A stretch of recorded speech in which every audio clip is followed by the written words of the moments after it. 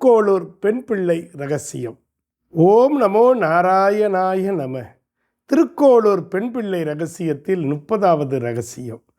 கடிந்து அவனை பெற்றேனோ திருமங்கை ஆழ்வார் போலே.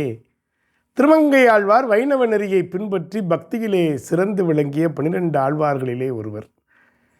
சோழ நாட்டிலே திருவாலி திருநகரி என்கிற ஊருக்கு அருகிலே திருக்குறையலூரில் பிறந்தவர். கலியன் என்ற இயற்பியர் கொண்டவர். இவரது வீரத்தை பார்த்து சோழ மன்னன் இவருக்கு திருமங்கை நாட்டினுடைய குறுநில மன்னனாக மாற்றுகிறார். அன்று முதல் இவர் திருமங்கை மன்னன் என்று அன்போடு அழைக்கப்பட்டார். குமுதவள்ளி நாச்சியார் என்கிற பெண் மீது கொண்ட ஆசையினாலே அவள் வைணவ மரபை சார்ந்தவள். அவளை திருமணம் முடித்து அந்த நாளிலே வனப்பமாக வாழ்ந்து வந்த திருமங்கை ஆழ்வார் வாழ்விலே பல அதிசயங்கள் நடந்தது. திருமங்கை ஆழ்வார் தினமும் 1000 திருமாலினுடைய அடியார்களுக்கு அன்னம் இடுவதை வழக்கமாக கொண்டிருந்தார். திருக்கோயில் கைங்கரியங்களிலே ஈடுபட்டு வருகிறார்.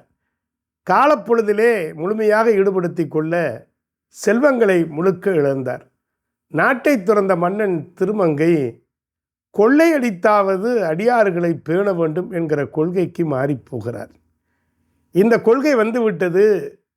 இறைவனுக்கு கைங்கரியம் செய்ய வேண்டும், இறைவனது அடியார்களுக்கு கைங்கரியம் செய்ய வேண்டும் என்று சொன்னால் கொள்ளையடிக்க வேண்டும் என்று சொல்லி பெருமான் மணக்கோலத்திலே வருகிறார்.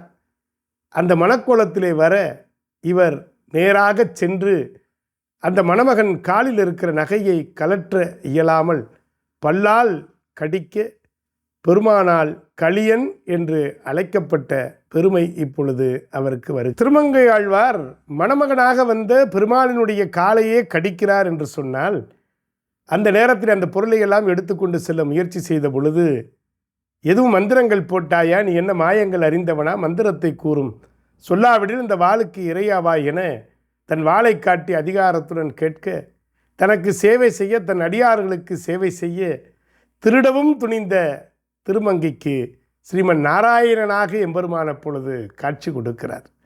ஓம் நமோ நாராயணா என்கிற 8 எழுத்து மந்திரத்தை திருமங்கை மன்னனுக்கு உபதேசிக்கின்றார்.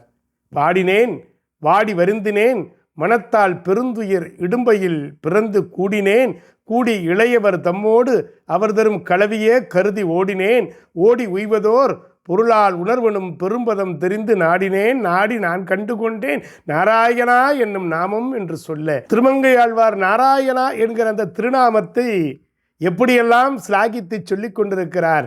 திருக்கோளூர் பெண் பிள்ளை கேட்கிறார்.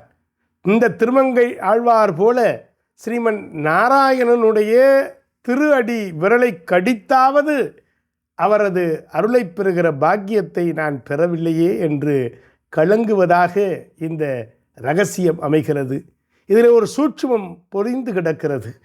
என்ன சூட்சுமம் என்று சொன்னால், அடியார்களுக்கு கைங்கரியம் செய்ய வேண்டும் என்று சொன்னால் ஆண்டவனே எதிரிலே வந்தாலும் அந்த அடியார்களுடைய உள்ளம்தான் அவருக்கு பிடித்தது என்பதை திருமங்கை மன்னன் மூலமாக திருமங்கை கல்வனாக மாறிப்போன அந்த தன்மையையும் நமக்கு அற்புதமாக வெளிப்படுத்துகின்ற பாங்கு நாராயணனுடைய அருளை முழுமையாக திருமங்கை மன்னன் பெற்றான் என்பதை சொல்லி இதுபோல நான் அடையவில்லையே என்று வருந்துகிறார்.